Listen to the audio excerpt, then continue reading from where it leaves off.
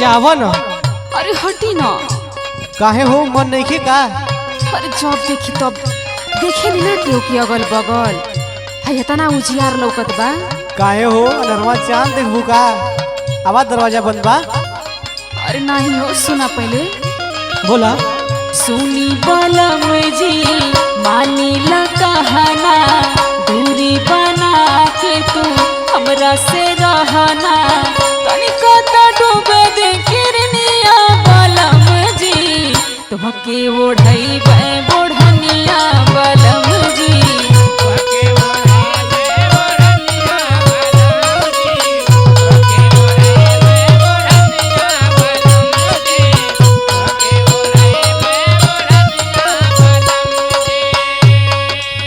देखा मूड मिजाज एकदम बनल बा, अब मना मत करा। अरे तो तनी अनहार होखे दी। अरे मान जाना सुना। बोले। हमरा से काहे इतना दूरी रखेलू?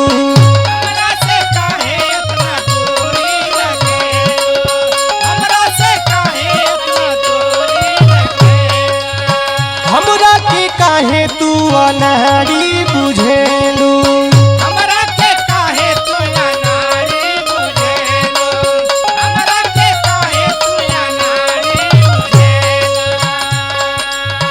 हमरा से काहे इतना दूरी रखेलू? हमरा के काहे तू अनाड़ी बुझेलू? हम तो होई मजनू तू हर सुनाए रानी दिलवा के बतिया हमार ले भूमानी चमके ना चांद बिन चौदनिया सजनिया आवना सुताली से जरिया ये धनिया।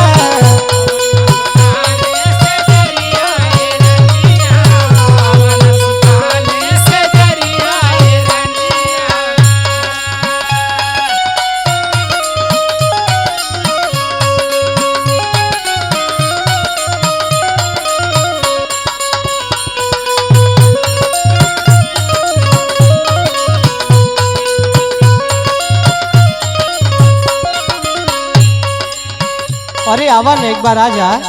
अरे हटी न जब देखी तब खाली उहे लौकेला। अरे काहे मना करतानी आवा न।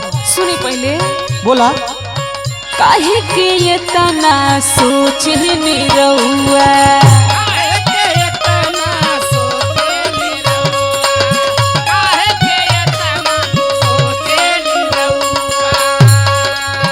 रात दिन दबाइब हमरा उर पौआ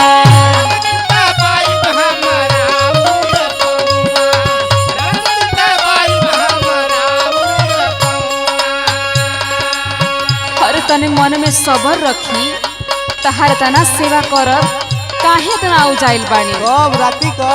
अरे सुनी न। बोला। काहे के ये तना सोचे निरहुआ रात दिन दबाइब हमरा उर पौआ हम तो रहब राजा जी तो हसेली पट के तनिका मना लसैया मन मना भटके होखे दे तन के समैया बलम जी तुहके ओढ़ई बे बोढ़निया बलम जी।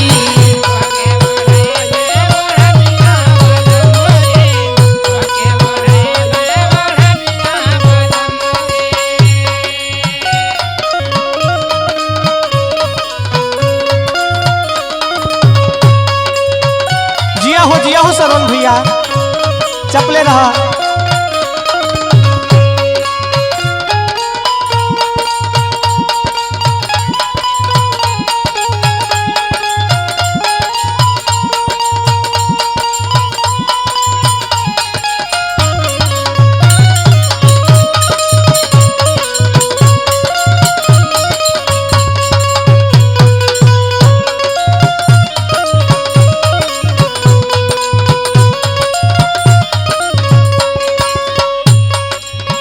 देखा तोहके कब से हम मनावत हैं तू बात मानत ना बाड़ू। अरे छोड़ी ना देखी ना अम्मा जी तो बोलावता नहीं। अरे काहे जिद करत बाड़ू सुना ना।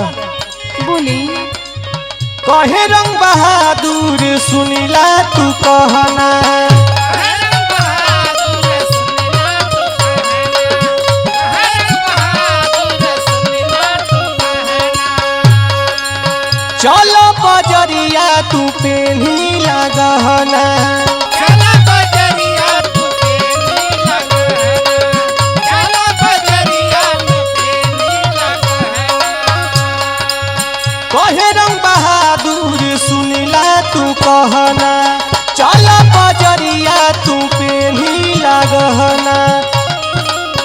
ऐसे ना रूसा तू मानीला कहना, सबके मिला के तू सथवे में रहना।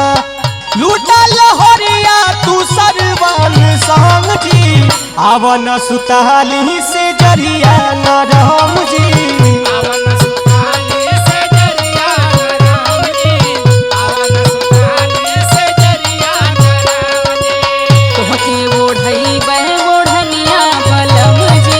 आवन सुताली से जरिया न राम जी, आवन सुताली से जरिया न राम जी, आवन सुताली से जरिया न राम जी। अरे आवन काहे जिद कइले बाड़ू।